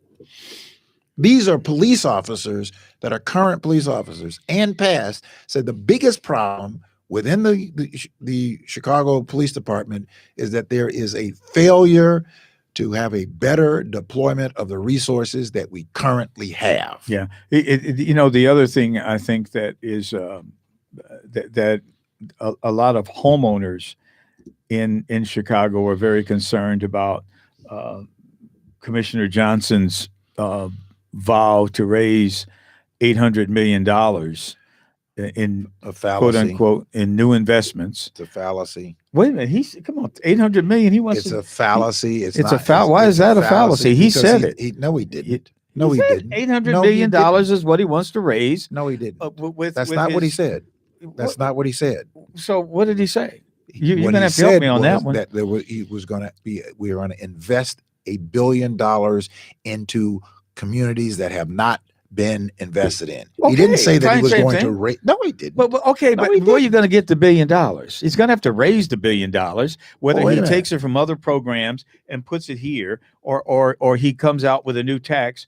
But he's got to come up with the money. No, he's got to come up with it. Wait a minute. We have a budget. We have a budget of $16 billion. There's a lot of waste, fraud, and abuse within that budget. He's going to cut waste, fraud, and abuse, or whatever. He's going to come up with $800 million to invest in It's not communities in order to make things better for Well, everybody, which would reduce let's crime. talk about the tax. Let's talk about the tax thing, since that's a code word that you like a lot. Let's talk about it. Actually, I pay him. I got bill but coming let's up talk about it. Let's on talk Friday. about I got to pay it. Let's talk about the head tax.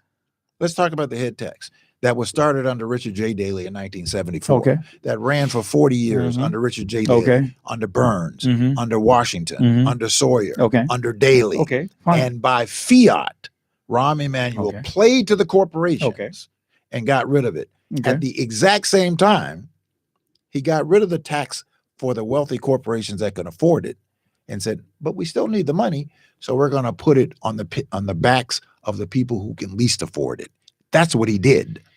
So and he so did wait a it minute. in Hold on a one of second. your favorite areas. He did it with these parking whatever with this speed cameras. Speed cameras. And Yeah, raised there you go. $65 million on the poor. Got it. On the poor. No, everybody's okay with Hey, that, man, right? That's okay. I'm down with that. right? I hear you. Everybody's I hear you, okay. But So, and then his cohort that came behind him, Lori Lightfoot, which is why she is gone, which is a good reason. One of the reasons why she is gone is that she decided that we needed to go to the poorest people again.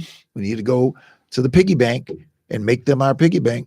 Don't make the wealthy pay anything. Let's go to the poor people, because it's okay to trounce on poor people and working class people and homeowners. Let's go trounce on them. Hold on, let me finish. you keep going. I'm going to go on. Let me finish my point, and then you can get yours. You got 30 seconds. So no, I don't have any 30 seconds. You got So 30 seconds. Lori Lightfoot decides I have to make an adjustment because I got to make up for the hotel tax that we didn't get. So I'm going to lower the threshold and take $85 million from poor people so I can have this money to put $10 million here and $10 million here on poor people. But the minute you start talking about wealthy people who can afford to pay more and should be paying more, paying something, oh, the big boogeyman comes out then. If you want to have services, they got to be paid for. You want your garbage picked up, you want your roads fixed, you want your police, you want your fire, you want your public service, they got to be paid for. Okay. And that comes through taxes. Okay. So he wants to raise $800 million to basically reshape the city. I mean, in terms of providing services or whatever, but $800 million. The average homeowner hears that and they freak out because they think that there's going to be more spending coming. And that means that they're going to have to dig deeper into their pockets. And right now they're digging really deep. I mean, I tell you, man, I got a tax bill coming up. And the thing is, I don't get anything for it. We're not getting anything for the money that we spend. So what happens is you got people living in the lake, on the lakefront, man. You got people living in Lakeview, Andersonville. You got people in Roscoe Village, up in these areas. They live in $1 million houses, man. Mm-hmm. Yeah. But they're working people. Okay. They work every day. Okay. These aren't rich people. Right. They just, have a mortgage, right? Right. And when you tell them, right now they're paying all this money and they're getting nothing, and a candidate comes out and says he wants to raise 800 million, whatever it is. Not on property taxes. It doesn't have to be Not on property taxes. It doesn't have to be. Not on property if you taxes. Say this, He didn't say that he Mark, came You're not to. letting me finish. But I'll you let keep finish. repeating something that he You didn't let say. me finish, but let me finish. Well, tell the truth, though. I'm telling the truth. I'm telling you the truth. I'm telling you how people are reacting. You got people who have been so-called progressives that have been counted on to see this city and its governance from a left perspective, who are saying enough. They're saying enough. I'm not going to pay anymore. And any candidate who goes out there talking about any new taxes of any type, Paul Vallis can take advantage of that. And what I believe is happening, particularly on the north side and the lakefront communities and such, they're saying, I can't do anymore. They're saying I cannot do anymore. And it's resonating. The Vallis message is resonating. And Brandon, I don't think he's going to do as well in the so-called progressive areas that he might expect, because people, quite frankly, are tired of any kind of tax. Now, I agree with you about what Rahm did. That was a dirty deal. He put it on to people who and tries to make up the difference in the head tax with these cameras and these speed traps. Hopefully, whoever is elected will get rid of this stuff. I heard them asked about this on the Fox 32 debate, and they both seem to think that they would not rely on that money, but they have to.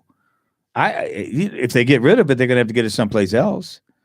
And they haven't even addressed the whole issue of pensions yet. Bring back the head tax.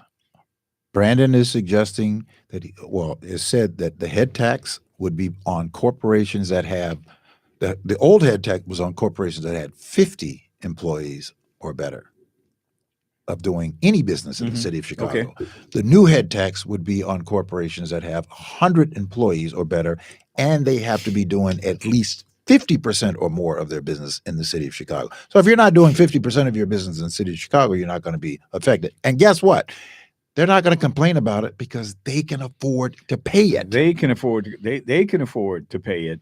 But well, then you don't have to go to your homeowners. But the people, you're gonna have to do a better job explaining this to people. I agree. Who are voters. I agree. And you got a week to do it. I agree with you there. I've been saying to Brandon, tell them the truth. Explain it to them. Tell them the truth about the head tax. Nobody's going to believe you either. But nobody's going to believe you because of the reputation that all these politicians have. Let's just assume that whoever gets in office, let's just assume that they do nothing. Guess what? Your real estate tax bill, by sheer of the tax percentage rate, which is for residential 3.5%, commercial is 4.5%, it's still going to go up because we have to meet the needs of the city and the county. Because you know what? So this is a fallacy for people to think that your real estate taxes, you won't have some increase. But matter of fact, I got a decrease in some of my real estate taxes. Lori Lightfoot's legacy is that she, in her budget a couple of years ago, it put it in effect that the consumer price index would determine how much the city property tax would go up. Remember that? Right. I remember that. It's awful. It's terrible. Man, I mean, there should be a pledge from both these candidates that they will work feverishly to get that out of there. Yeah. Man, inflation's going up, 6-7%. Well, Lori Lightfoot was terrible. Terrible. Terrible. How could she do that? She's terrible. Well, because she didn't listen. She didn't listen. Man, that's horrible. She had the largest turnover of people within their administration than any other mayor in the history of the city, solely because people would come there and try to do their jobs, but they didn't feel like they were, that they had the dignity of their jobs of any value from her. Well, one thing that this head tax business and this whole notion of raising $800 million has done is that it has unleashed the people you talked about, the people who want to, the Zells, the Griffins. You mentioned Jennifer Pritzker, Ron Gidwitz. Ron Gidwitz. It's Gidwitz, I think is his name. Yeah. They are now donating big money to Paul Vallis because of that. I mean, because they believe that Brandon Johnson would be bad for business. And there's it's going to be tough. I mean, if Brandon is elected, he is going to have to work overtime to get these people back on board because bottom line, they are absolutely necessary to get what people back on board? The rich, the people who own these businesses. You're talking about the people that own businesses in this city. Yeah, they have to. You cannot have. You can't have South State Street, but you don't see looking those people like it looks. Up. You can't have Michigan Avenue looking That's not like Brandon's it looks fault. Right. I know it isn't, but he's going to have to rebuild it. But if you scare these people away, you got a huge problem in this city, man. You've got to have these commercial areas. You can't depend on the south and west side to raise the kind of money you need. You've got to expand the tax base, and you have to put more people to work. So, which is what he said that he intends to do. So, because guess what? There's not a single poor white community in Chicago. Not one. Not one, exactly. Not one. No poor white people in Chicago. There's not a single poor white community in Chicago. Not one. Mark, you talk a lot, and you and I have talked a lot about getting manufacturing companies to relocate to Chicago and to give people a chance to go out and make $35, $40 an hour working in a factory. Yes. Within the city limits of Chicago. Yes. You can't do that you can. by levying a head tax. Does not happen. You can't find a big company that's going to pay a head tax. Do you think we should waive the head tax for those companies? Yes. Okay. Yes. So what's the point of having it? Listen, here. If you got corporations that are bringing in and expanding the tax base, right? You're expanding the tax base. Absolutely. You wouldn't have to go and increase taxes on other, because you're expanding the tax base. You got more people. That's what happens in right to work states. That's what has been happening in Tennessee, in Texas, and Mississippi. Thank you. Here, that's what's been happening. We can do the same thing here in Chicago. With a head tax? We can do the same thing here in Chicago. We can expand the tax base, and maybe you might not have to do the head tax if we can expand the tax base and give these companies, look, we're not going to tax you for a certain period of time. In exchange for that, you're going to bring your corporations here, hire and train from our people here.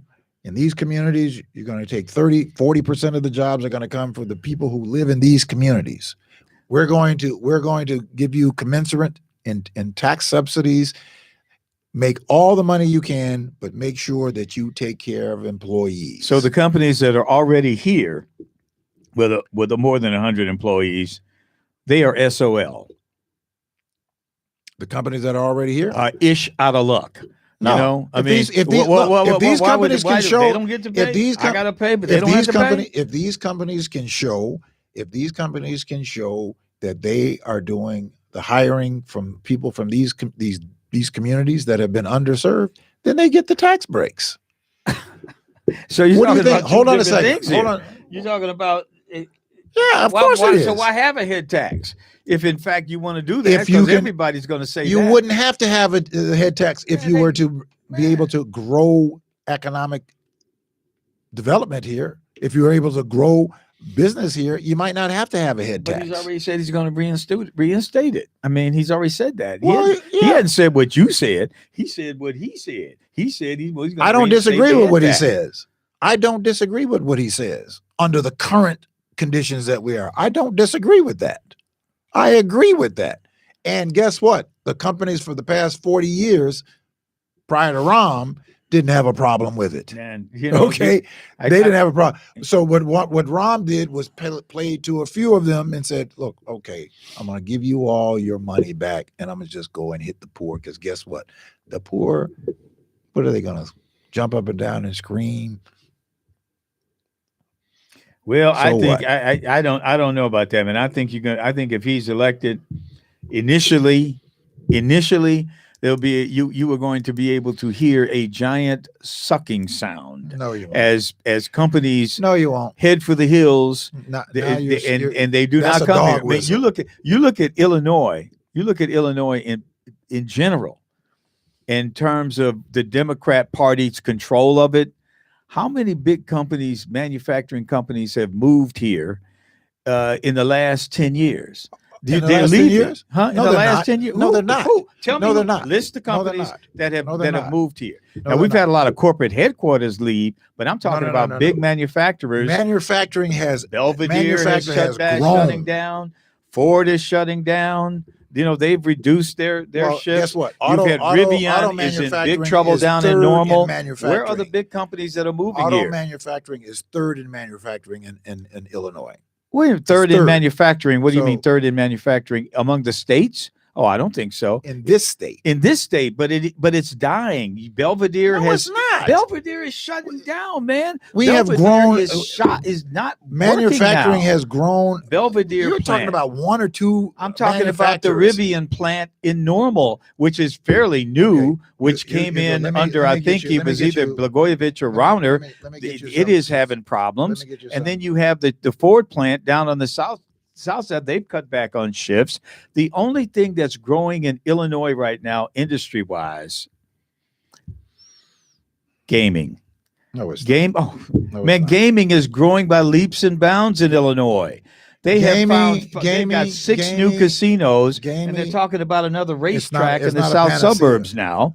I mean, their gaming has gone skyrocketing. The mayor, both these candidates are supporting putting these 6 slot machines areas.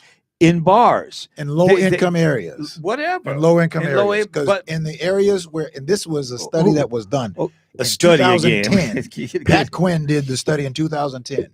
And the median income of 75,000 or above, those communities opted out of gaming. So The communities that had 50,000 or below uh-huh, opted in. uh-huh, That's why you see gaming all over the Right, south suburbs. Right. Okay? Right. And who's in So- charge these days? Your Democrat Party. Yeah. Your Democrat Party Okay. is getting is No, but you're talking overwhelming about us with gaming. You're talking gaming about and gaming. weed, and they want to make Illinois the destination for abortions in the Midwest. This is what we've come to in Illinois. Where are the factories? Where they put a factory in Wisconsin because they wanted to be close to O'Hare. They wouldn't even come to Illinois because of all the taxes and regulations. Foxconn went to southern Wisconsin because they don't want to come here because of all the regulations and the taxes. I gotta And skate out a second. and- I'll be right back. You can't go too far. I can't. I'm not. Okay. He's got to go. Okay. But I mean, because I definitely don't want to deal with that. But at any rate, I mean, it's happened. I mean, just look at it. Since J.B. Pritzker has been governor, there have been 5 or 6 new casinos built in Illinois. These are thousands of gaming positions, plus the small little casinos, 6 machines in bars, as Mark mentioned, all over the south suburbs, and go downstate in every little gas station stop, you will find more of these machines. I guess these machines pay the state more in terms of taxes than workers do. We've had well over 10,000 new gaming positions in Illinois, but no big factories, big manufacturers. Why? Well, because companies don't want to come here because they have to spend too much of what they make on regulations, taxes. They don't want to do it, so they're not coming here. But you go to Tennessee, you go to Texas, you go to Florida, you go to Georgia, you go to Mississippi, and Alabama. That's where the industry is going these days because there aren't the taxes and regulation and the right to unionize, which I don't necessarily agree with, is less because they are so-called right-to-work states. And these states are doing well. That's why the red states are making money. And that's why so many people in Chicago are leaving Chicago. And guess where they're going? They're going to Texas. No, they're not. They're going the to Florida. suburbs. They're going to the Tennessee. suburbs. They're leaving Illinois. They're going to Indiana. My goodness, they don't Oh have to my go God. far. They go to Ooh. Indiana because their The- dollar goes farther in Indiana than it will Yeah, in well, Illinois. when You're you not look at paying it the in same Indiana, taxes. I bet It you is wouldn't a- move to Indiana. Oh, I've thought about it, my brother. I have thought Yeah, but about when you it. went In fact, out, I have very good friends. But when you who went out just there to did look, that. you were like, no, I don't No, think I so. don't know, man. You got to understand where I am Yeah. in this world, man. I mean, I'm not out here trying to No, I'm party, trying to man. I ain't understand out here, that. man. I ain't trying to party. You know, I'm Well, you're trying to 72 make years the old. most I out of mean- what I can in my retirement. You know what I'm saying? And Uh-huh. believe me, there are other states that are doing a better job than Illinois, And Well, how do you figure? I'm not arguing with that. And you put a head But guess tax. what? You throw Well, a look, head tax. You have and 50. I don't think it's going to help you. Look, we've got $54 billion that's coming out in manufacturing subsidies to start manufacturing, in this country. Illinois, I think, is supposed to get something like 12 billion of that or something. My numbers might be off, they probably are, because if it's got to go all over the country. Right. I mean, So they're getting 12 billion of that, $18 billion of the infrastructure money, and the American Rescue Act, I think it was 9 billion or something like that. So that money is coming. That money is coming. It's already. And what's going to happen to it? The check's already there. What's going to happen to it? There's got to be a plan for it. There's got to be a plan for it. Is there one? I don't think so. I know so. I know it. Because it isn't. There isn't one. So. There isn't one. It's all political yap at this point. Well, I'm hoping that we can come up with a plan, and those who want to see problems get solved, as opposed to hanging on to their dog whistle weapons to call people this. The weapons was it the gun, the Bible, and what else? What did Obama say? The gun and their Bible. Holding on to the gun and the Bible. Is that what he said? It was. I don't remember him saying that. I remember no Bible. Yeah, he did. He said they're clinging to their gun and their Bible, and they're just extreme. Okay. I guess that's the word. They like to use that word these days. Extremists. They call them extremists. Call who extremists? Those people that believe in their guns, and the people that believe in their faith, and they're okay. Well, before we go, right-wing evangelical Christians, born again. Isn't it Book of John talks about born again? Yeah. So, but before we go, listen. This we got another broadcast before the election, but this Saturday at the Excess Tennis Foundation, we are holding the big Get Out the Vote rally for Brandon Johnson. Several of the coalitions, including 10 by 10 to win. And man, I'm so glad to see pastors and people all over the place using that theory to mobilize people to vote. What time Saturday? Souls. And where? Saturday, 11 o'clock. In the morning? 11 o'clock till 2 at Excess Tennis Village, owned by one of our own. That's State Street. That's State Street. 5336. Big place. Yeah, South State. It holds over 7,700 people. We're going to try to fill it. It's all free. There's going to be entertainment. Farley, Jackmaster Funk, and Chip E, and some others. We're going to have some of the youth dancers going to be there, and we're going to have some speakers there. I can't say, but we're trying to get some national people from the Democratic Party to come in. I reached out to Hakeem Jeffries, who my nephew knows very well, and we'll try to get him to come in. Bernie Sanders is going to be at the UIC Pavilion on the 30th. I think that's, Thursday? The 30th. They're going to be there for Brandon Johnson at the UIC Pavilion, and then we're going to have the last big rally on Saturday. So come on out, those of you who support Brandon Johnson, and let's bring this on home and elect Brandon Johnson, because I think that we have a great opportunity to do some great things here for the city of Chicago, for the South and West Side. Let's get rid of the poor communities on the South and West Sides, just like they don't exist on the North Side. So we'll have a Chicago that is finally becoming a world-class city. Let's find some solutions. Well, I don't have any rallies planned. In fact, I wouldn't go to him anyway. But I will vote, and I'll vote for Paul Vallis for mayor, because I just do not trust turning over the 5th floor of City Hall to the Chicago Teachers Union and all the things that they say that they stand for in terms of making changes in the city. I think it's going to be a very close race. I've already handicapped it for you, who I think can win under what conditions. I think Brandon Johnson is on an uphill climb. And get this, if he's able to be elected, man, as a Chicago resident, he will have 100% of my support. I'm not going to do this this business that they tend to do these days, which is hate the winner, hate the person you lose to, as in Trump, Biden, and all the Democrat, Republican nonsense that's going on in the country right now.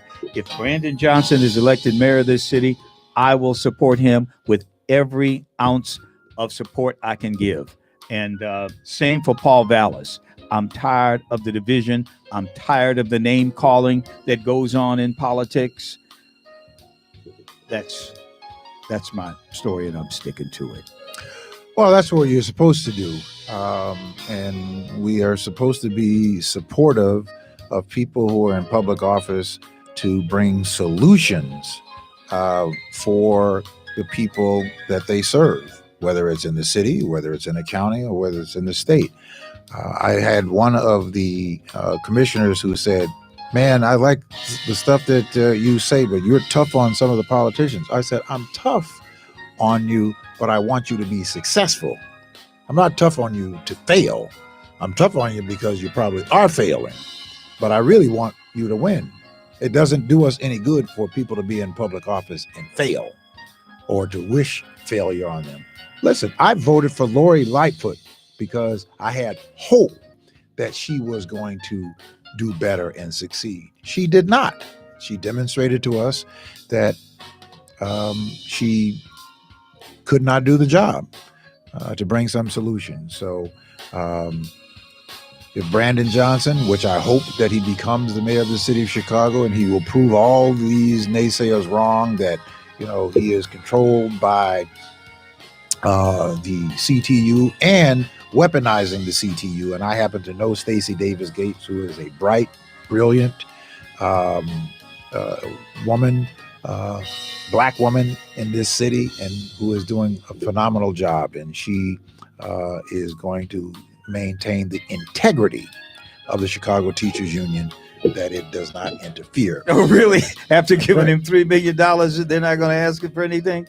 Oh, come on, the Chicago Teachers Union. This is Chicago. This is Chicago. There's nothing wrong with that. This is a gangster town, man. All right. Okay. Well, that's going to do it for this week's edition of the People Show right here with Mark Wallace and Charles Thomas. We'll be right back here next week for another edition of the People Show on IntellectualRadio.com. My man. Take care.